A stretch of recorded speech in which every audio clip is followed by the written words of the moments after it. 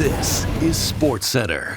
Hey, I'm Marissa Roberto, and the roster for Team USA's Olympic orientation camp was released yesterday, which means one thing. We're officially on the path to the 2026 Olympics, and we could not be more excited for the return of best-on-best hockey at the Olympics for the first time since 2014. And in those 10-plus years, USA hockey has exploded. Back in 2014, the US roster leaned heavily on vets like Zach Parise, Ryan Suter, and Joel Pavelski. But now, this team is loaded with young superstars. Austin Matthews, Jack Eichel, the Tkachuks, the Hughes brothers. Yeah, the list goes on and on. With Hart Trophy winners, Norris winners, Vezina winners, and of course Stanley Cup champions. Yeah, it's safe to say the US are going to be loaded in Milan. But one pressing question is, will there be any roster surprises before we kick things off in February? Let's look at a couple names. And one that jumps off the page is Patrick Kane. 3 Stanley Cups, a Conn Smythe, a Hart Trophy, an Art Ross, and a Calder. Yeah, Kane has a case for the greatest American hockey player ever. But at 35, this could be his last chance to wear the USA sweater. He was left off the Four Nations roster. But will USA Hockey turn to one of its trusted veterans to put them over the top? I think just out of respect reasons, Kane should be on the roster. Let him have a last little run, you know? And while Kane might be near the end, one of the camp's biggest controversies involves a young player on the rise. Canadiens defenseman Lane Hudson.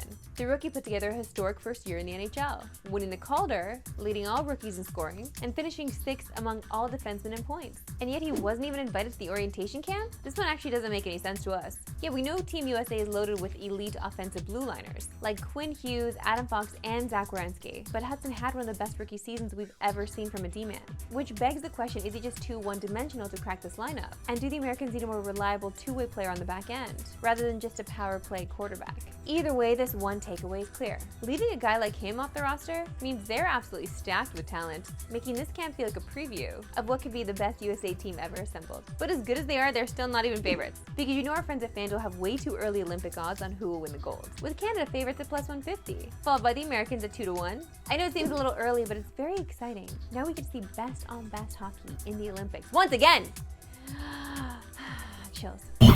Okay, let's move over to football because it's Wednesday, my dudes. It is Wednesday, my dudes. Because not only you get to play the greatest vine in the history of vines, but also break down the latest episode of Hard Knocks. But before we get to the star of last night's episode, Ed Oliver, we gotta start with Trey White and perhaps the sweatiest pair of socks we've ever seen. I got my shoes wet and them heavy now. I hate that my body like this, bro. A lot of years ago. It ain't that it's a lot of years, bro. That I be sweating like this. I hate that. I can't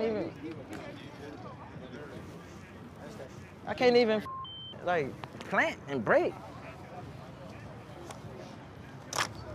Okay, that's disgusting, but we have to shout out the equipment manager, okay? Coming through so smooth like that, where did it even come from?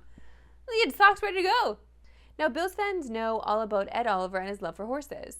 But yesterday, the rest of the football world got in on the secret. Horses is something that kind of kept me grounded and kept me focused, and I knew if I wasn't doing good in school, don't get to ride no horses.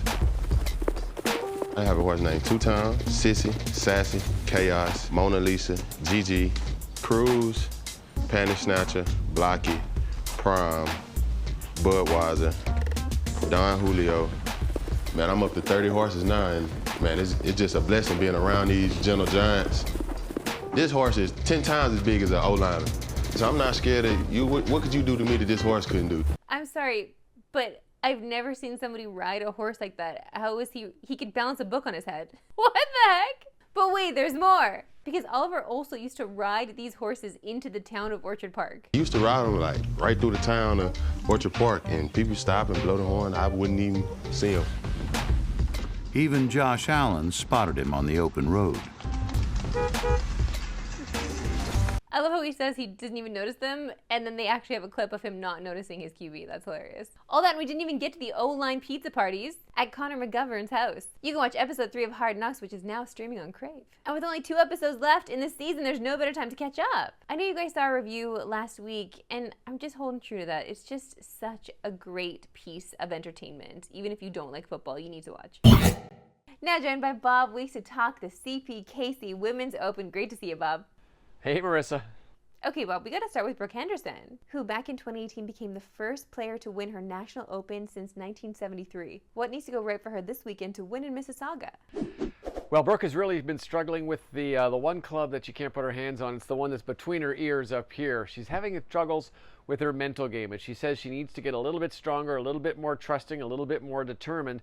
and then most of the clubs in her bag will work. Of course, the putter is the one that consistently has given her trouble over the career. She's trying some new putters. She put one in the bag to practice on Tuesday, and that might make it into play on Thursday, so we'll see what she can do with putting. But overall, she just needs a little bit of mental strength, and I think she could go a long way. She had a good first round last week in Portland, Oregon in that tournament. If she can bring that forward, I think we're looking for a good week here at the CPKC Women's Open.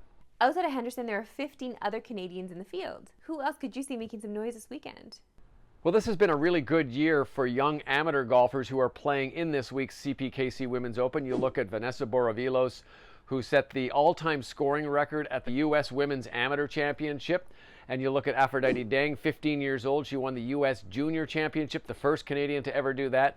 We've got a lot of good performances throughout the amateur ranks and the young professional ranks. Savannah Gruel is probably the one to watch. She's in her second year on the LPGA Tour, and she is from Mississauga, so she's got a home game.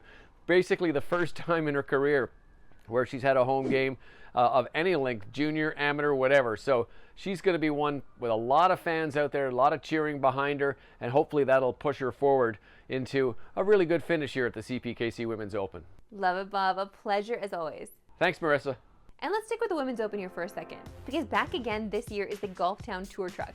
In case you didn't know, the Players Tour Truck is a state-of-the-art mobile service center designed to meet golfers' specific needs during competition. With services like re-gripping, club length adjustments, loft and lie adjustments for both irons and putters, club repairs, and so much more. In the past, before Golf Town stepped in with this truck, too many times the women at these events would need to scramble if they had equipment issues, as they would just have to play with what they had and hope it worked. Well, thanks to Golf Town, that is not the case at the CPKC Women's Open. And this truck also welcomes all players, versus being specific to one brand or sponsor. Shout out Golf Town for making this happen for the women. The men have been experiencing this from time, so it's about time, you know? You can watch the 2025 CPKC Women's Open from Mississauga Golf and Country Club this Thursday on TSN. Round 1 coverage begins at 9 a.m. Eastern, 6 a.m. Pacific. Done enough for my favorite segment. On yours, we love sports today. Why we love sports today. And I don't know what's more impressive, the fact that this guy is doing this or the fact that he's recording himself do it.